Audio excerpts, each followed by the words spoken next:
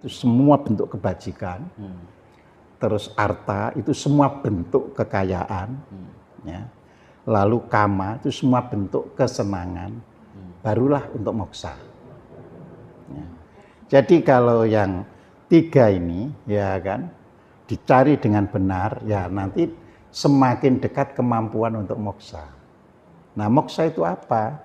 Moksa itu adalah kalau jumlah permana ketika dilahirkan sama dengan ketika beliau wafat.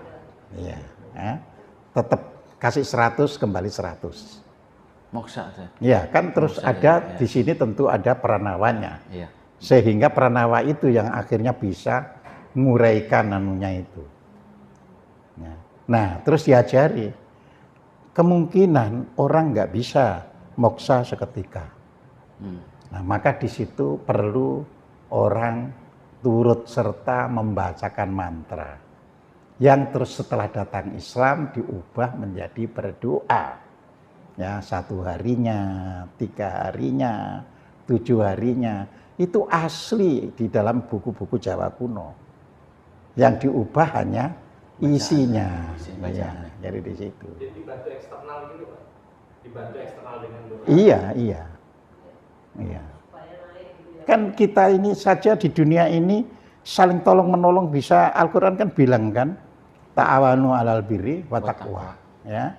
Jadi saling tolong menolonglah kalian dengan kebajikan dan ketakwaan. Ya kan? Jangan tolong menolong ya, dengan keburukan, ya kan? Dan kemungkaran. Ya, itu ayatnya kan ada di surat 5 ayat ya, 2 ya, kalau nggak salah ayat 2. Jadi seperti itu. Jadi dunia bisa sambung ke sana semuanya. Ya. Jadi alam batin, alam meragawi ini masih bisa berhubungan. Orang meninggal ini kan baru meninggalkan ragawinya. Ya, dia masih di alam batin, belum di alam luhur. Nah, jadi di situ masih bisa komunikasi. Jadi di situ didoakan, ya kan. Nah, jadi orang terus keliru, wah itu kan ajaran Buddha, ajaran Hindu. Saya bilang, Hindu dari mana? Ada ajaran 1, 3, 7 itu. Sampai hari ke-1000 itu. Buddha dari mana? Thailand itu juga Buddha, nggak ada tuh. Gitu. Sekarang gampang kok. Ya, orang Bali, wah Hindu nggak ada. Ya, selamatan untuk 1 hari, 3 harian begitu. Nah, jadi itulah karena kita tidak tahu di framing kan oleh orang-orang lain. Jadi di situ. Nah, jadi mencari rezeki menggunakan permana, tetapi kita harus ya itu tadi kan dengan kesungguhan, dengan kebenaran, dengan kehalalan dan sebagainya agar ya keuntungannya menjadi besar. Makanya Al-Qur'an sendiri itu membuat definisi pahala itu kan sederhana. Ya, barang siapa datang dengan kebaikan dia akan dapat 2. Dapat 10. Ya, 10. Dapat ya, 10 ya. Ya, kebaikannya. Tapi kalau dia membawa kesalahan, dia tidak dirugikan. Ya, sudah sebesar kesalahannya itu. Ya, tapi nanti di surat Al-Baqarah ya, ayatnya saya lupa, itu barang siapa melakukan kebajikan dengan ketakwaan ya, yang tinggi, maka seperti orang yang menanam benih dan mengeluarkan apa itu 77 ranting ya, 7 ranting ya. 7 ranting. Terus masing-masing ranting itu menghasilkan 100 buah. Jadi terus berarti 700 kali kan gitu. Nah, jadi seperti itu. Kemudian memberdayakan instrumen batin. Lah, ini permana. Apa itu instrumen batin itu? Kita ini ada berpikir, ada berkhayal, ada berfantasi, ada berimajinasi. Ya. Ini semua instrumen batin. ya, semuanya. Nah, dengan instrumen batin ini tentunya kan diharapkan manusia bisa kreatif. Jadi kalau bisa kreatif, ya tentunya pahalanya, istilahnya buahnya besar. Ya. Makanya kita kan selalu didorong menjadi bangsa yang kreatif, ya kan? Karena begitu sebuah bangsa itu tidak kreatif, ya kita tidak bisa disalahkan kalau hanya dimanipulasi oleh kekuatan-kekuatan di luar dirinya. Jadi di situ, ya. Jadi itu instrumen batin. Benarkah kita sudah memanfaatkan pikiran kita ini dengan baik dan benar? Ya. Jangan-jangan kita hanya pakai anu saja, ngadopsi ya kan, atau untuk sekedar dukung-dukung pihak-pihak tertentu, ya kan? Itu semua instrumen batin. Ya. Hati kita, ya bukan hati lahiriahnya ya, tapi hati batin itu instrumen batin. Ya. Bagaimana kita bisa tumbuh rasa cinta, bagaimana kita bisa menghilangkan rasa benci, itu instrumen batin. Ya. Terus bisa kasih sayang dan sebagainya. Ya. Nah, jadi seperti itu. Tapi juga hati bisa membuat kita kesal, kita kecewa, kita dongkol dan sebagainya. Ya, jadi itu. Lalu juga ada instrumen batin yang disebut yang menggunakan energi besar itu memenuhi keinginan. Ya, orang ini kan kepengen ini, kepengen itu dan macam-macam. Ya kan? Loh, apakah dilarang? Enggak lah, wong itu memang bagian dari tubuh kita. Cuma kearifan, ya kan, kebaikan, ya, kebijakan dan sebagainya itu yang bisa istilahnya efisien menggunakan keinginan, tapi nanti permananya banyak. Ya, contoh begini, ini contoh sederhana. Ya, contoh sederhana. Orang sering gini kan, aku tak nabung beli misalnya Mercy, nggak salah, tapi itu memboroskan energi permana. Ya. Maka berlatihlah bekerja keras, ya kalau nanti memang ada uang ya untuk beli ya beli, tapi jangan menaruh keinginan terus tidak ini. Ya. Nah, orang Jepang terlatih loh di situ. Saya ini pernah bertanya, ketika seseorang itu jabatannya GM, saya tanya, apa Anda ada keinginan untuk jadi direktur? Enggak ada. Yang ada adalah saya harus benar ya bekerja dengan posisi sebagai GM. Bahwa nanti para senior saya memilih saya, ya saya laksanakan. Ya, kira seperti itu. Tapi kalau di sini, ya, kalau di BUMN itu banyak yang santet-santetan. Iya, santet-santetan. Ya. Itu fakta ya. Cuma kita kan nggak boleh nyebut nama-nama begitu. Ada teman saya yang langsung besok mau dilantik jadi kepala bagian, langsung ambruk. Sudah akhirnya sampai berapa bulan nggak bisa lagi bangun dan mati. Ya, dan itu biasa. Ya, orang bekerja kalau selama kita ini masih banyak iri hati dan sebagainya, itu ada saja orang yang sentimen, yang menjatuhkan, seperti itu. Nah, jadi ketika permana yang disediakan pada saat dilahirkan itu berada di bawah ambang batas untuk bisa menghidupkan raga, maka dalam agama Islam dikatakan rezeki yang disediakan untuknya telah sempurna dan manusianya mati.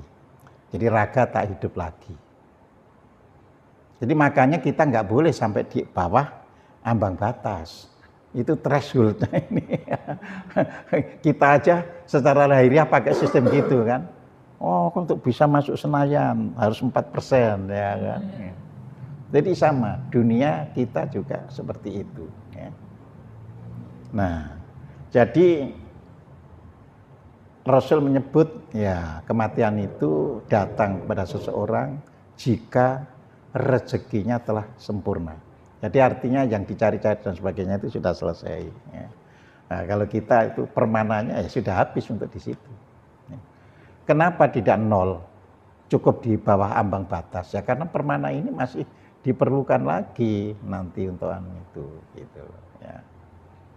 Yang di atas itu contohnya misalnya dia lahir terus langsung meninggal itu ya. Iya. Ketika meninggal. Ya, yang atas kan gitu. Iya, ya, gitu. Nah, ketika permana berada di dekat ambang batas, maka berbagai bencana atau kecelakaan lalu lintas bisa menimpanya. Ya. Makanya kan ada orang misalnya satu bus mati semua tapi ada satu yang hidup. Nah yang satu ini masih jauh dari ambang batasnya. Ya, jadi di situ. Ya.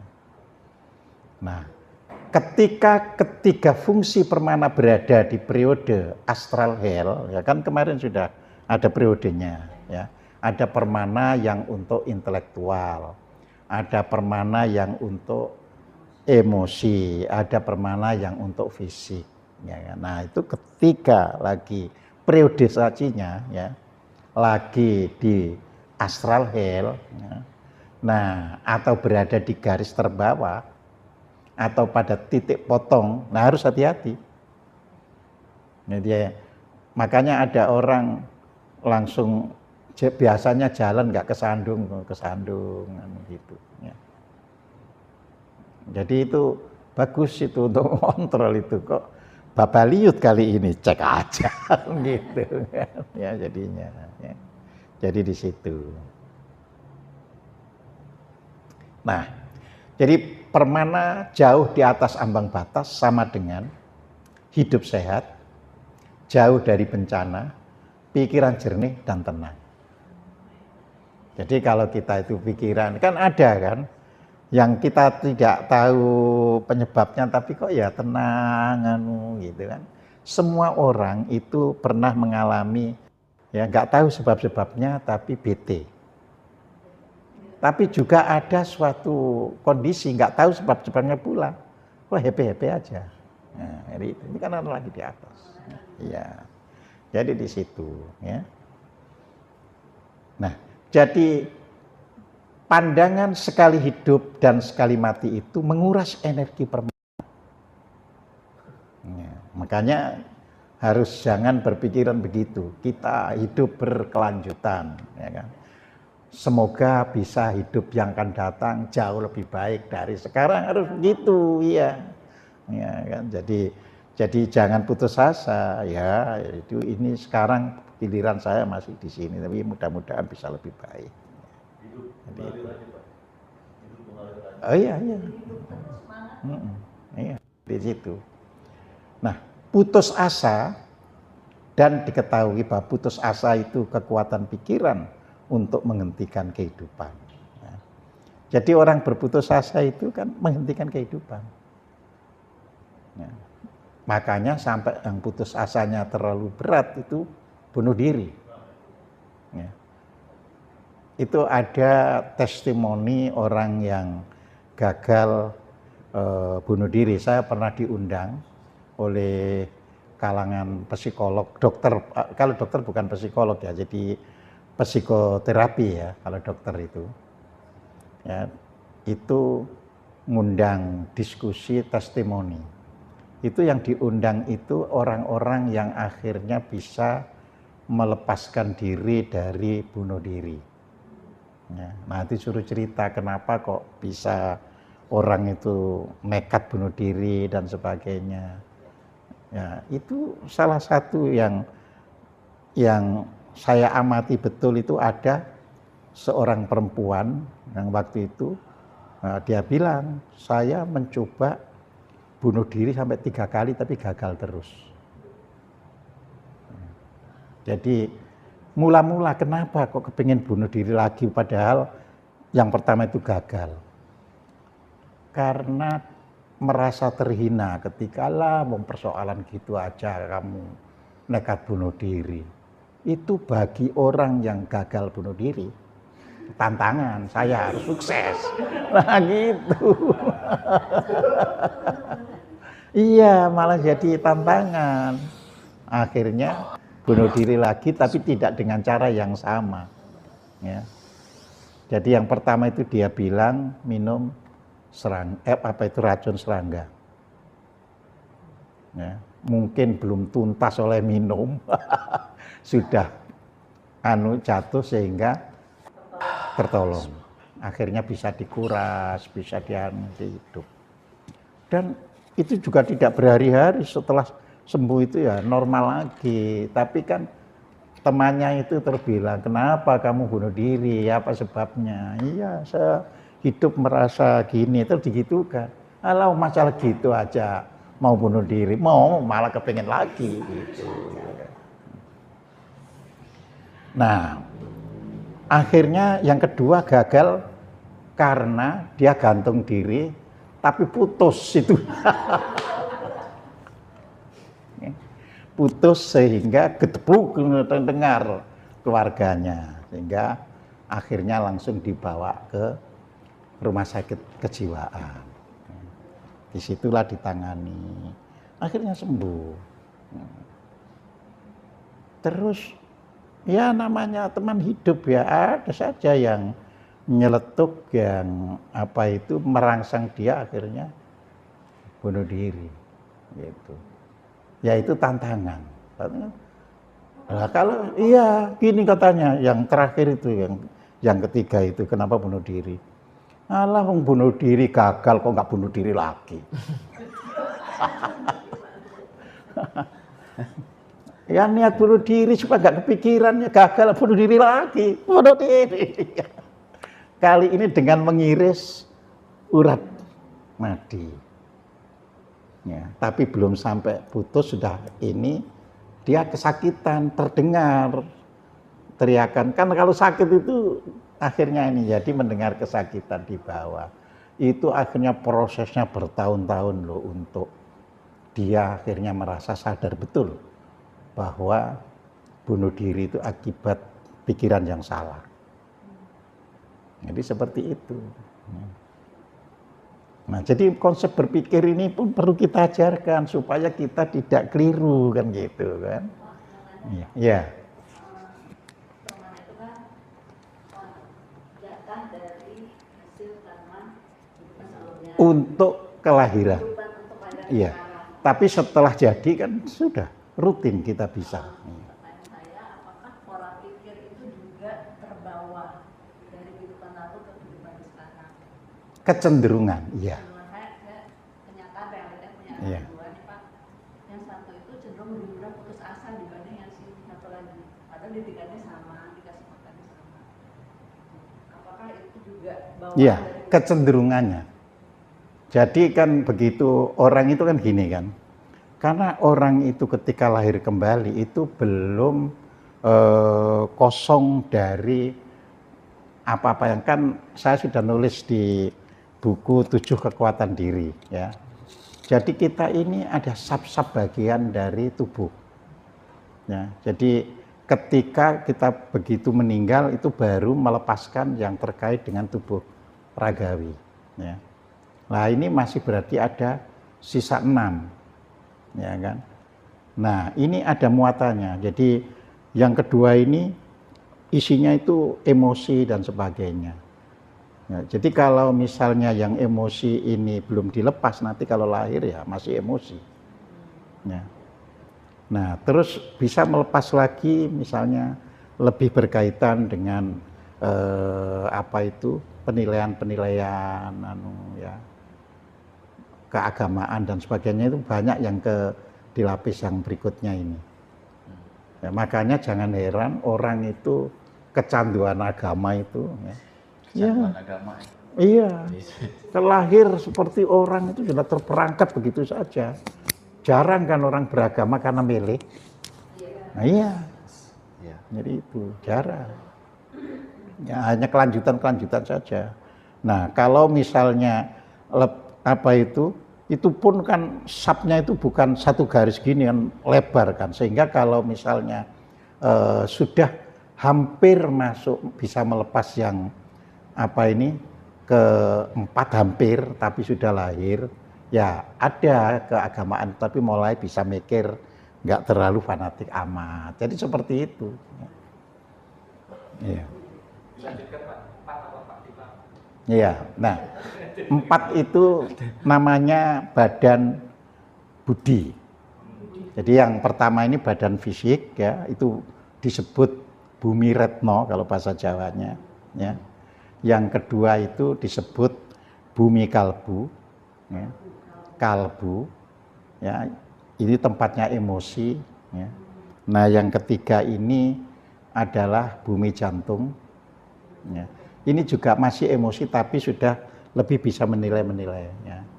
Sudah ada apa itu orang bisa mencintai, orang sudah bisa ini ya, seperti itu ya.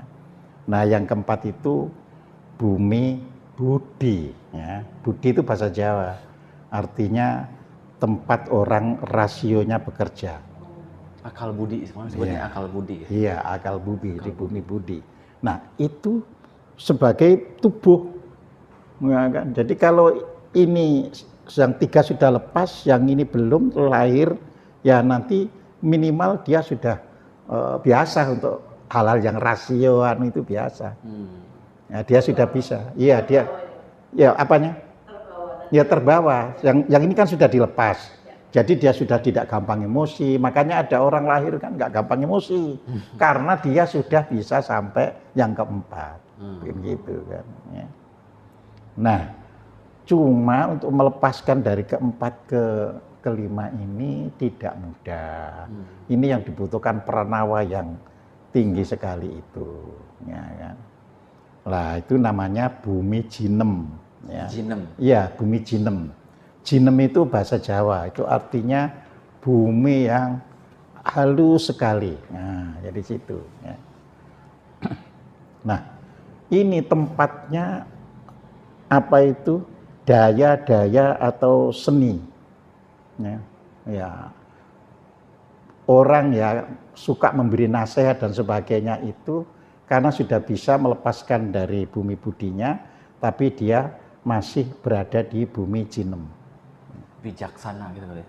Apanya? Bijak apa?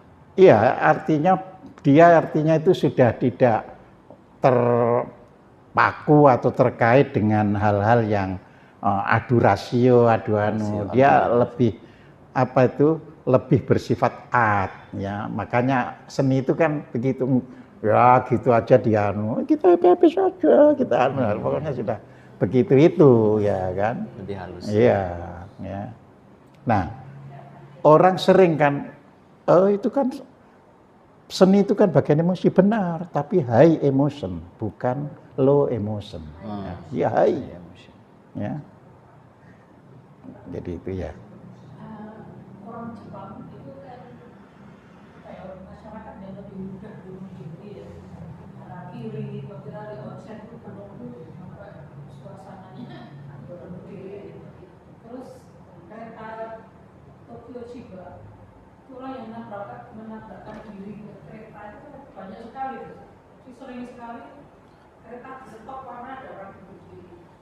Nah ini gimana Pak? Konsep Jepang Ya sama. mudah sekali. Sama, ya tapi kan tidak semua orang Jepang kan.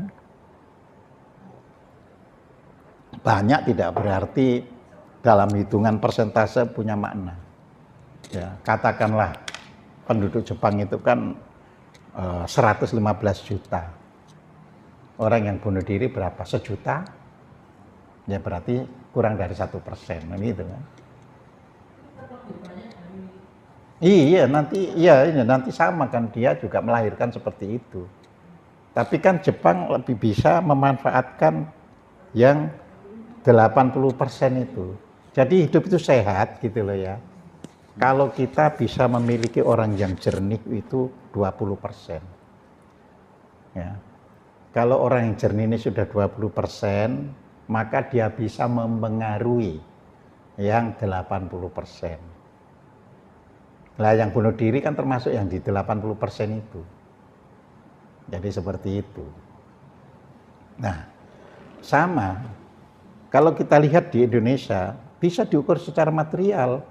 Apakah kita sudah memenuhi yang 20%? Bisa diukur secara material. Jauh.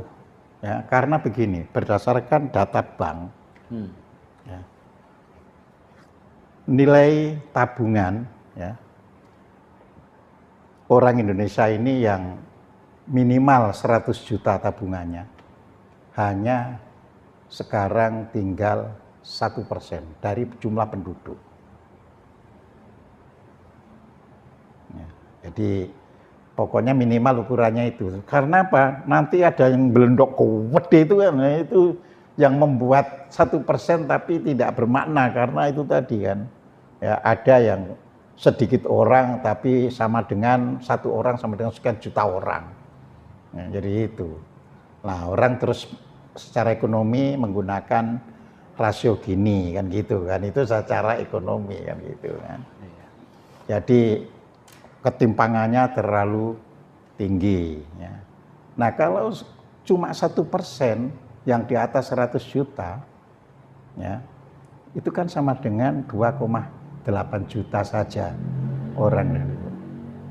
Secara diriah gampang nanti diukur. Kan orang yang bisa beli apa itu, mobil itu kan yang minimal punya tabungan 100 juta. Makanya jumlah pembeli mobil di Indonesia ya nggak beranjak dari angka 300.000, 400.000. Nah, seperti itu. Bayangkan orang Jepang itu khusus mobil yang dibeli orang Jepang setiap tahunnya, mobil baru ya, itu sampai 10 juta dari 115 juta penduduk. Tapi mobil itu 10 juta. Kita penduduk 280 juta yang bisa beli mobil hanya sekitar 300.000, 400.000. Kalah sekarang dengan Thailand yang sudah mencapai 800.000 sampai 1 juta. Jadi kita gampang kok ngitung-ngitungnya, itu yang disebut itu instrumen saja untuk melihat. Jadi kita supaya tidak terkelabui gitu loh. Ya. Ini kan masih rendah permanaannya. Jadi di situ. Ya.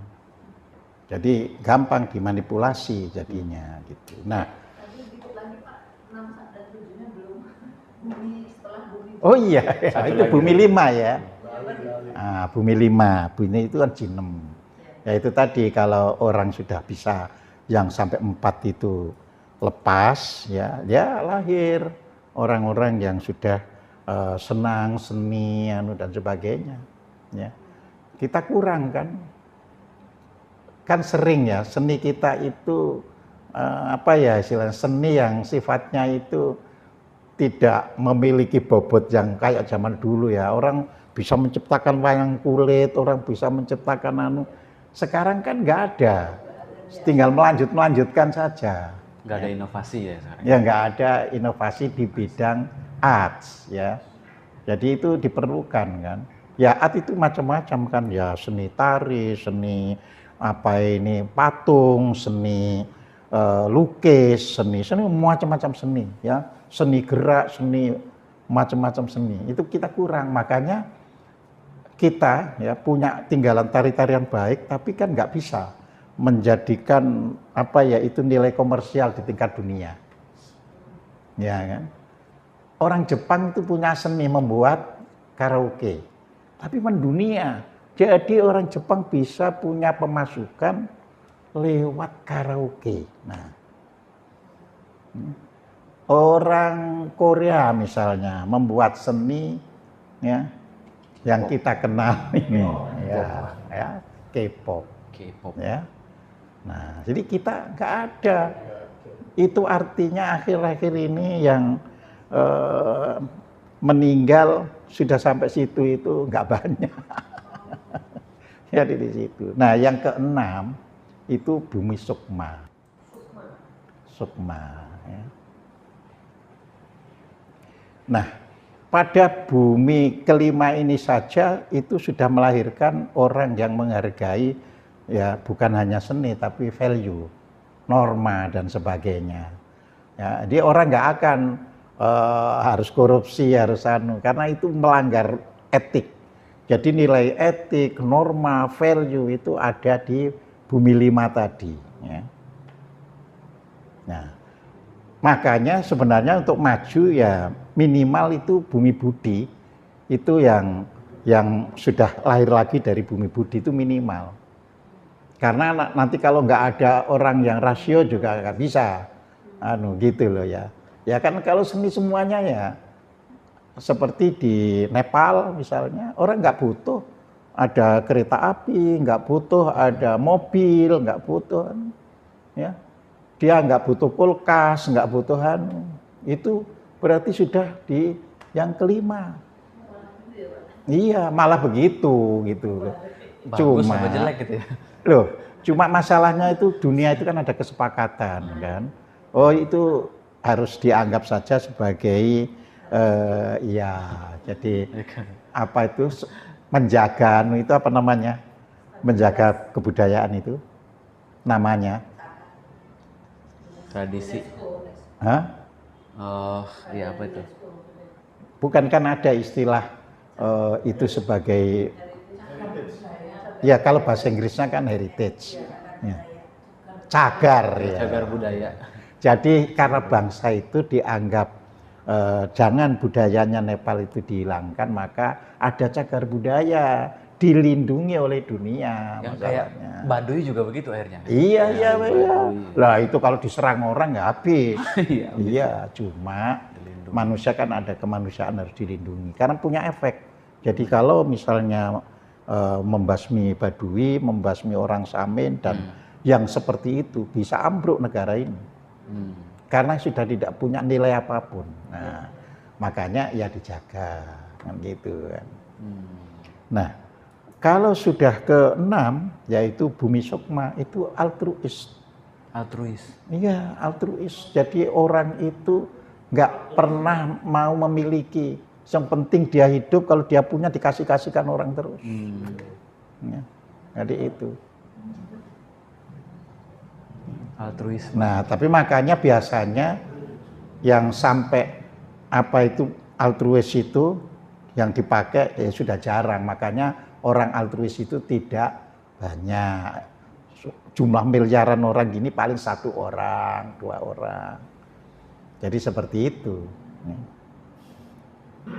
Nah, kalau misalnya itu ingin dia tingkatkan lagi ya kan sampai lepas ya katakanlah lepas kan setelah itu namanya dari Bumi Sukma itu menjadi ya bumi rahmat ya istilahnya atau bumi rasa kalau dalam bahasa Jawa itu RAHSA jadi bumi rasa ya kan. Iya, kalau itu dilepaskan sama sekali, dia nggak mau lahir di bumi. Dia nggak menarik soalnya, kan gitu kan. Dia sudah diri sejati, kan? Nggak ada bungkusnya lagi. Nah, jadi malah dia milih jadi kayak malaikat, kayak dewa, jadi seperti itu. Aku sudah nggak kepingin urip di bumi, jadi gitu. Nah itu pilihan orang. Tapi yang jelas sudah nggak, jangan mengharapkan ada orang yang lahirnya gini sudah bebas sampai bumi rahmatnya atau bumi rasanya dihilangkan, nggak ada. Karena dia sesuka-sukanya. Aku kepengen nengok bumi, langsung menciptakan badan. Ya gini balik lagi, diuraikan lagi, jadi seperti gitu. Nah, orang moksa itu kalau menurut Jawa yaitu tadi karena sudah bisa menguraikan semua ya penyusun tubuhnya dari yang lahir sampai yang batin ini tadi ya maka dia bisa sesuka-sukanya hanya untuk nengok aku kepengen ini ya, memberikan apa itu sesuluh pada orang lalu di orangnya bilang wah ini malaikat ini. Ya, padahal tidak sebenarnya ya dia turun. Ya. Jadi seperti itu. Nah karena di dunia Arab tidak sampai ke sana bingung. Lalu kadang-kadang Tuhan disebut aku, kadang-kadang disebut kami kan gitu kan. Nah, tidak ada konsistensi. Jadi kalau kita selidiki Al-Quran satu persatu ayat, dikumpulkan mana yang kami, mana yang aku, bisa bingung sendiri loh. Bisa bingung sendiri. Iya, bisa bingung sendiri. Kenapa ini muncul aku, ya muncul kami, padahal secara reasoning kalau ditimbang-timbang kadang-kadang nggak anu gitu loh ya. Nggak link dan match kan gitu, seperti itu. Ya kan? Nah, jadi disinilah yang harus kita pahami kan gitu. Ya. Kalau tadi itu Pak, bumi Yilum itu Pak, kan etik norma Pak ya? Iya. Nah, tapi kalau di kita ini, etik normanya nggak diperhatikan kan? Tuh itu tadi kan karena kita banyak yang lahir hanya sampai bumi jantung. Iya. Makanya yang rasional pun kurang. Jadi artinya yang lepas itu baru fisik ini, terus bumi kalbu, Terus lahir lagi. Iya. Terus sudah lahir lagi. Lahir lagi. Ya, jadi bumi jantungnya yang datang. Ya. Kalau bumi jantung dilepas, maka banyak orang yang rasional. Jadi di sini semua punya konsekuensi dalam kehidupan manusia secara bersama-sama.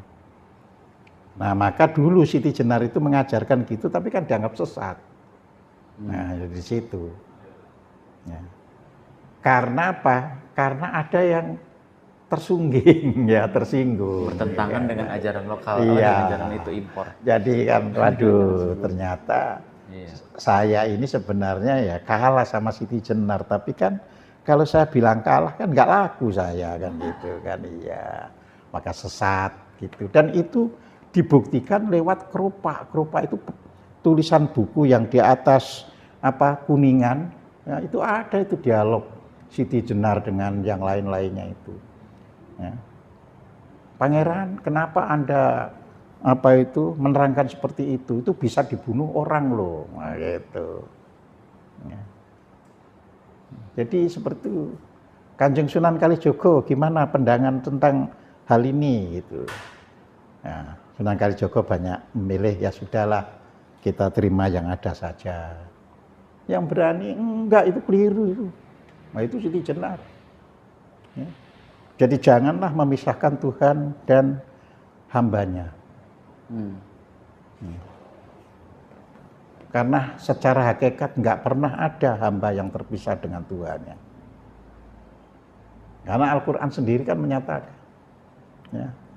Jadi dikatakan misalnya di dalam surat An-Nisa ayat 126, ya kan, di situ bahkan Allah dan Allah itu, ya kan, melingkupi, ya kan, segala sesuatunya. Ya. Jadi diliputi semuanya itu, nggak ada yang tidak terliputi. Itu. Wa huwa ma'akum aina ma kuntum, itu di surat 57 ayat 4. Jadi dia selalu bersama kalian loh, dimanapun kalian berada. Ya. Nah, cuma sing dibarengi kok ya gak ngeroso kan gitu kan. Jadi seperti itu. Nah, memperturutkan hawa nafsu sebab tak ada harapan untuk hidup lebih lanjut. Itu akibat-akibat orang putus asa itu seperti itu gitu loh ya. Nah, oleh karena merasa bahwa hidup hanya sekali, maka pada umumnya mereka berbuat kerusakan di bumi ini. Ya. Jadi meskipun ya orang kita ini ada kepercayaan nanti ya kan kalau kita tobat diterima ini, itu kan mulut. Ya, yang penting itu alam itu adalah realite, bukan mulut. Jadi kalau masih berani korupsi, masih berani jegal orang yang tidak bersalah dan sebagainya, ya itu orang-orang yang sebenarnya tidak percaya hidup berkelanjutan. Walaupun dia mengatakan, oh ada nanti hidup di alam akhirat sana itu, tapi itu dibuktikan, ya tidak bisa membuktikan secara lahiriah, omong kosong gitu loh, ya. Jadi di situ. Jadi orang begitu punya rasa, saya iya hidup, jangan sampai hidup lebih buruk daripada sekarang, itu akan punya nilai-nilai, punya etika yang semakin baik dan sebagainya. Jadi di situ. Nah, jadi akhirnya sekadar memperturutkan keinginan, ya.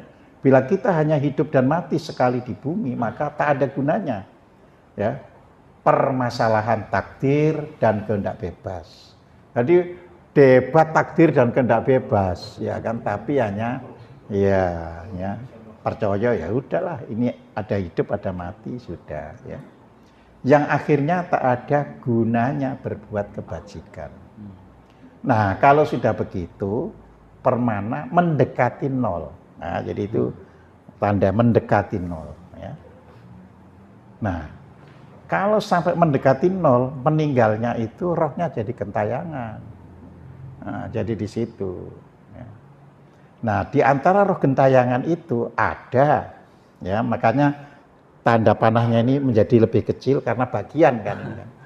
Ya, itu ada yang masuk alam kajiman, alam jin dan sejenisnya. Ya. Jadi kalau sudah masuk alam itu, ya nanti dijadikan tuyul, dijadikan, iya dan macam-macam. Banaspati. Ya Banaspati, ya.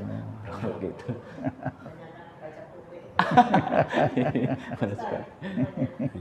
Jadi seperti itu. Ya, ada pertanyaan. Ya, sini aja. Ya, Ustaz nanya, kan ya tentunya kita belajar dalam rangka kita ingin Sini aja, hidup dengan lebih baik gitu nih. Dengan mengetahui ilmu yang Ustaz sampaikan kan inginnya kita punya tabungan permana yang besar. Nah, dalam rangka kita menuju ke sana, apakah kita perlu mengetahui past life kita? Karena Enggak. tadi ada emosi-emosi yang terbawa kan? Tidak perlu nih. Tidak perlu sama sekali. Tidak perlu sama sekali. Tidak perlu sama sekali. Karena apa itu, begitu orang mengetahui ke past life-nya itu bisa halu. Malah halu. Bisa halu. Bukan malah, bisa. Karena ada orang kan yang sadar aja, oh iya gitu. Nah, kalau malah kan selalu berarti, ini bisa. Ya, ya ada orang ya kan dulu pernah jadi permaisuri ayam buruk. Ya. Halu akhirnya. Jadi kalau ngomong selalu yang aneh-aneh terus. Tidak pernah bisa melihat realitas ini. Nah, jadi begitu. Tidak selalu ya. Iya, tidak Saya selalu. memperhatikan ada teman yang seperti itu gitu. Jadi Ya. ya betul kata dengan kok jadi kayak halu ngomongnya juga aneh gitu. Dan memang juga biasanya kalau orang suka ngecek itu selalu kan yang dihadirkan permaisuri, raja, Iya. prajurit, tapi jarang tukang parkir, itu jarang banget biasanya. Nggak Jadi- selalu bagus-bagus. Nggak ada soalnya. Saya pernah mengisi ya seminar tentang kelahiran kembali. Jadi bukan hanya saya yang jadi apa itu narasumber. Jadi ada dari Buddha, ada saya, ada 3 kalau nggak salah ya. Jadi ada dari Buddha, ada saya, ada yang lain. Ya. Nah, saya terangkan di situ ada Pak Pendeta, ya. Jadi yang menjelaskan itu pendeta. Jadi saya jelaskan bahwa ketika orang melihat ya masa lalu based on my experience kan itu kan saya harus berdasarkan pengalaman saya ya kan. Itu bisa ngalami simpangan. Jadi sebenarnya bukan saya, tapi karena frekuensi yang terlihat itu identik dengan saya, lalu saya bilang, saya jadi tokoh ini. Padahal itu hanya identik saja frekuensinya itu. Ya. Kan kita hidup ini, ya kan, bisa ada yang satu frekuensi. Lah nanti ketika dilihat pada masa lalu, padahal itu orang lain yang dilihat gitu loh. Ya. Tapi frekuensinya itu sama. Ya. Itu satu. Ya. Yang kedua, ya, bisa karena ya, orang kan itu ada sistem hipnotis, ya itu salah satunya kan. Terus ada sistem channeling, ya, ada sistem meditasi, ya, ada sistem kerasukan, macam-macam. Ya. Tapi itu kan dari pihak-pihak luar, ya kan, pihak luar yang menyampaikan, oh kamu dulu ini. Ya kan, oh, kamu dulu jadi ini loh, pihak luar. Padahal pihak luar itu sendiri miss ketika yang ditunjuk itu orang itu, padahal sebenarnya bukan. Jadi di situ. Nah, saya tidak menolak tidak ada yang benar, misalnya. Tidak begitu. Ya. Oh, dunia itu selalu saja ada yang benar meskipun cuma satu gitu loh. Tapi kan yang kita harus bisa terima itu sebagian besarnya itu deviation, sebagian besarnya. Itu deviasi. Iya, deviasi, nyimpang saja. Penyimpangan. Ya, itu. Ya sama dengan seorang dukun kan, ngobati orang gini-gini, sembuh, iya benar. Tapi nanti diceritakan ya kan berapa banyak antara yang benar dengan yang salah. Ya. Karena gini, suatu hari saya ngobrol sama seorang dukun muda. Ya. Lalu iya, jadi bisa fair-fairan, ya kan? Ada dukun senior. Iya. Yang saya itu gini, Mas, gitu karena dukun muda, umurnya masih jauh di bawah saya ya. Jadi umurnya selisih 20 tahunan di bawah saya. Ya. Tapi kan dukun tidak ada urusannya dengan umur berapa. Ya. Jadi cuma saya jujur, Mas, apakah yang ramalkan istilahnya kepada orang itu pasti benar. Tapi dia sadar, oh enggak. Karena hanya supaya secara psikologis dia itu akhirnya bisa happy daripada sebelumnya. Coba. Sugesti Mas. Disugesti saja. Tapi dinyatakan benar. Nah, kan gitu kan. Ya. Nah, yang juga banyak datang itu calon-calon pejabat. Calon bupati, calon wali kota, itu banyak. Ya, makanya nama dukunnya ini off the record. Ya, disamarkan aja. Ya. Dia bilang, sebenarnya ya saya ngerti, sekarang saya ini kan diajari beragama Islam dengan baik. Nggak boleh meramal orang seperti itu. Dia paham. Tapi mereka tetap memaksa, ya. Maka dibuatlah istilahnya dengan begini. Oh, ingat ya, saya tidak minta apa-apa kalau Bapak terpilih harus nyumbang rakyat sekian, harus nyumbang rakyat sekian. Hanya begitu. Ya. Nah, kalau belum terpilih ya berarti mungkin sedekahnya kurang. Ya begitu. Nah, jadi itu tadi memberi efek baik. Jadi kalau terpilih kan dia akhirnya nyumbang-nyumbang gitu. Nah, yang tidak terpilih otomatis merasa mungkin sedekahku kurang gitu kan. Padahal yang terpilih baik yang tidak terpilih sama-sama sebenarnya tidak diketahui. Nah, jadi seperti itu ya. Nah, jadi tapi bangsa kita seneng kan masalahnya yang datang ke begitu itu ya. Ada orang ya yang hobi judi. Ya. Sampai suatu hari itu kalah dan menjadi hutang. Ya, dan hutang ini kalau tidak bisa dilunasi akan membuat rumahnya itu disita. Nah, datang ke dukun muda ini, yang gitu kan.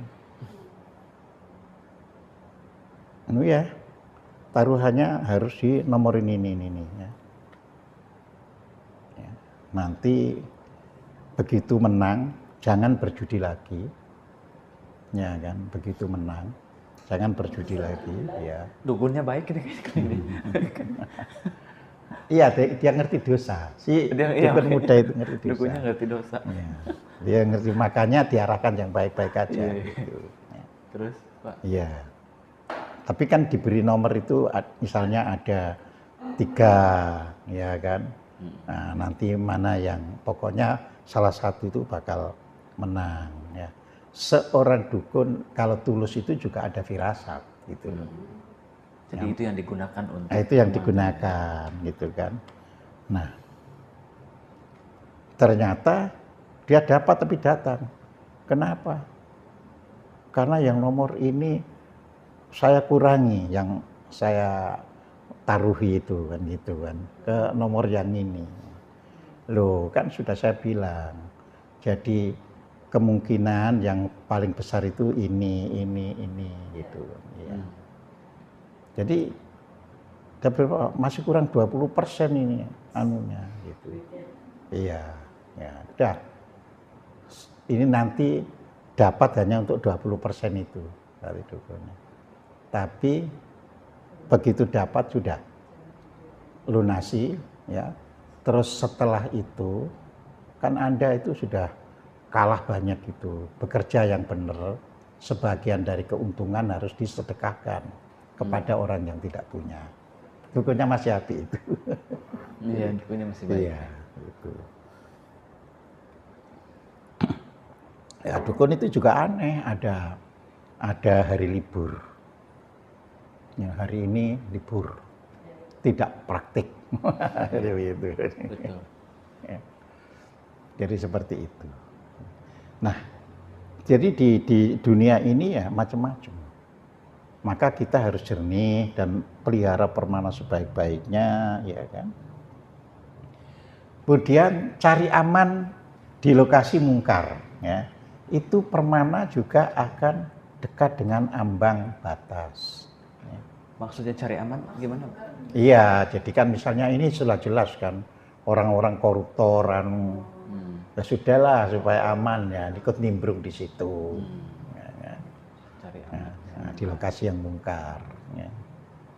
Kalau bikin pengajian-pengajian di tempat ya prostitusi gitu-gitu itu bukan cari aman kalau itu Pak ya? Apa? Walaupun lokasinya misalnya. Oh bukan, ini cari aman itu artinya orang itu memang ingin hidup berada di situ. Oh. Walaupun tidak berbuat itu. Bermain aman maksudnya. Iya, kan namanya cari aman. Cari aman, ya. Ya, gitu kan. Ambang batas. Iya, itu akan terus permana ke ambang batas. Ya, makanya di dalam Al-Qur'an ya pada surat Al-Anfal ayat 25 itu dikatakan, dan peliharalah dirimu dari siksaan yang tidak khusus menimpa orang-orang yang zalim ya saja di antara kamu. Ya, itu kan. Jadi Al-Qur'an itu memberi jawaban. Dan ketahuilah bahwa Allah amat keras siksaannya ya. Jadi semua bentuk dualitas itu ya kan Allah yang lalu sudah saya sampaikan bahwa Allah itu ya memanifestasikan segala sesuatu itu dalam bentuk dualitas. Ya, ada gunung meletus, ya, ada gunung yang tidak meletus. Ya. Tapi gunung yang meletus itu sendiri di satu sisi itu bagus buat alam, di sisi lain buruk buat penghuninya. Nah seperti itu. Nah itu kan sangat keras. Makanya kalau ada gunung mau meletus, negara-negara yang sudah pintar kan disuruh sekian kilometer ya harus sudah meninggalkan. Ya, jadi seperti itu. Ya. Karena memang enak. Ya, saya 6 tahun ya, hidup di lereng Gunung Kawi. 6 tahun Mas. Ya, jadi itu. Jadi dari tahun bulan Juli ya tahun 1975 hingga bulan Juli tahun 1981. Itu nyaman. Ya itu untuk berlatih spiritual, menenangkan itu. Tapi saya tipe orang yang saya nggak boleh ya, misalkan punya istri itu terus ya kan yang penting istri ngikuti suami. Enggak, saya sudah bilang, saya harus berusaha hidup di tempat yang nantinya buat anak-anak, buat keluarga semua baik. Nah, jadi di situ. Jadi kita jangan di sini nyaman kok, nggak kurang-kurang kan gitu kan. Nah, ada perumahan dari perusahaan, ada kan tinggal enak. Tapi kita harus punya niat pada waktu tertentu harus ditinggalkan. Nah, di situ. Ya. Nah, jadi akhirnya keluar kan. Tapi bisa merasakan bagaimana hidup di gunung selama 6 tahun. Itu gampang cun Mas memangnya. Rasanya gimana Pak maksudnya? Iya, Selama 6 misalnya pagi segar, Ya kan, dalam kondisi segar itu kan, Bisa langsung terhubung. iya. Terus lingkungan kita di gunung kan nggak ada yang neko-neko kan. Nggak ada distraksi ya. Iya, nggak ada jadi distraksi itu cepet. permana masuknya jadi tinggi karena nggak ada yang neko-neko. Gampang cun ya. Iya, gampang cun jadi di situ. Ya. Cuma kan istri ini kan bukan orang pegunungan dari kota Surabaya. Iya, Jadi saya itu memikirkan, saya selalu memberi ya doakan saja nanti pada suatu titik bisa keluar ya, dan lebih baik kan gitu. Jadi seperti itu ya. Nah, jadi tambah permana sepanjang hidup. Jadi sepanjang hidup ini kita tambah terus ya. Terlepas dari jatah. Nggak usah mikirin jatah pokoknya. Nggak usah mikirin jatah. Iya. Tambahnya terus. Tambah aja terus gitu loh. Jadi jangan mikirin jatah karena ada kan orang baik kan tapi jatahnya misalnya umur 50 ya 50 meninggal. Ada konglomerat itu kalau secara apa ini iya secara Financial. material dan sebagainya kan sangat berkecukupan.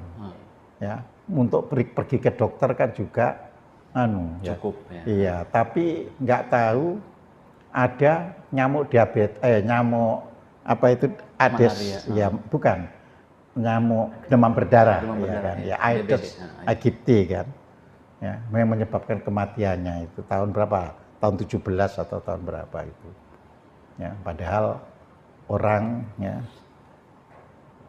termasuk apa itu bagian dari direksi di perusahaan konglomerat besar, usia masih baru 49. Nah, jadi seperti itu. Artinya udah memang dia ke situ. Ya. Jadi kalau secara makanan, secara Bagus. ya bagus. Tapi kan mungkin saja ketika dia bekerja itu tidak paham penambahan permana. Dia hanya ya sudah, wong saya hidup, ini tugas saya ini kan, ya kan. Kan ada orang diperpanjang karena lebih berguna secara real bagi lingkungannya. Nah, jadi seperti itu. Nah, tapi intinya buat kita ya udahlah jatah-jatah, kalau gitu kan. Ya nggak usah kita ini pikiri ya. Yang penting sepanjang hidup, maksudnya sepanjang hidup itu selama diberi hidup kita gunakan untuk terus-menerus menambah permana. Tentunya lewat amal saleh, lewat semua hal-hal yang baik dan sebagainya. Ya. Nenek saya Pak di kampung udah usia 70, itu udah cukup tua ya. Ngerokoknya kenceng Pak, ngerokoknya kenceng. Dan seringkali ke kebun, ke sawah, jarak dari rumah itu mungkin lebih dari 5 kilo jalan kaki. Bawa bekal dari rumah, itu sampai bekalnya ke bawah pulang. Jadi makan tuh kurang, tapi ngerokoknya kencang. Dan sehat dan panjang umur. Iya. Bagaimana cara dia itu bisa dikatakan menambah energi itu? Bukan, Makan aja. bukan. Itu ya kan mungkin memang jatah permana. Iya, iya. Ya Itu panjang, gila itu. gitu kan. Dan saat yang sama memang agak Iya. kurang namanya pendengarannya sehingga omongan orang Ada itu di nggak situ. dipikirin itu. Iya. Jadi bodo amat gitu. Ada di Nambah situ. permana ternyata itu. Iya. Nah, jadi tujuannya apa? Ya kan, kalau tambah permana sepanjang hidup itu kan hidup berkali-kali agar dapat kembali Ke jalan yang ke jalan yang benar. Nah, jalan yang benar itu disebut kembali kepada Allah. Wa ilaihi raji'un. Nah, di situ kan. Jadi bukan kembali kepada Allah terus hilang kita. Bukan, gitu loh, ya. Ya, malah di dalam dunia Islam ini timbul paradok, ya. Iya, paradok. Di satu sisi selalu innalillahi wa inna ilaihi raji'un, tapi di sisi lain jaluk masuk surga. Mungkin paradok. Iya kan? Iya kan? Jadi yang mau yang mana ini? Lah iya. Enakan yang mana Wong gitu? pernyataannya itu jelas ilahi rojiun kok kepinginnya masuk surga, kan gitu kan. Ya itu tadi karena dia tidak membaca ayat-ayat yang menyatakan bahwa surga atau neraka itu hanya tempat beristirahat. Jadi di situ. Jadi ilahi rojiun itu artinya kembali ke jalan yang sudah ditentukan oleh Allah. Nah itu bisa kan kalau kita itu tadi kan sudah melepaskan yang tubuh-tubuh ini tadi, ya kan bisa. Kan sudah tinggal misalnya ya, katakanlah kalau masih kepengen ini kan, masih kepengen hadir secara fisik kan nggak boleh dihilangkan semuanya. Ya biasanya